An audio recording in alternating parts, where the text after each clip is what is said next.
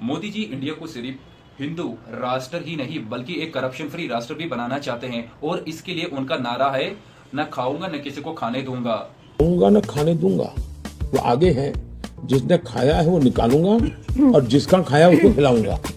और बस इतना ही नहीं, मोदी जी के मन में तो भ्रष्टाचार के खिलाफ ऐसी आग जलती है कि कोई भ्रष्टाचारी मेरे बगल में बैठ करके मेरा ताप सहन नहीं कर सकता है। मुझे आपको याद दिलाने की जरूरत नहीं है, हजारों करोड़ रुपए के घोटालों में ये जमानत पर चल रहे लोग हैं, जमानत पे। और जो जमानत पे है वो चोरी के मामले में जमानत पे है। मैं इन सबको जेल के अंदर भी डाल के रहूंगा, क्योंकि देश को लूटने वालों को देश को पाई पाई देनी पड़ेगी, इस उसूल के साथ निकला हूं। लेकिन फिर ये इन्वेस्टिगेशन रिपोर्ट सामने आती है कि 2014 से कम 25 ऐसे बड़े नेता हैं जिन पे करप्शन केसेस चल रहे थे, लेकिन जिन्होंने बीजेपी ज्वाइन कर लिया और बीजेपी ज्वाइन करने भी दिया गया, सो मच फॉर करप्शन।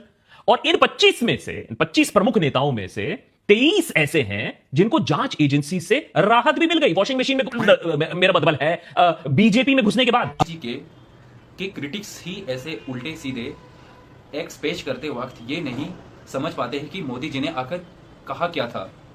तो ऐसे नेगेटिव लोगों को मैं फिर से याद दिला देता हूं कि मोदी जी ने एक्चुअली ये कहा था कि खाया है वो निकालूंगा और जिसका खाया उसको खिलाऊंगा।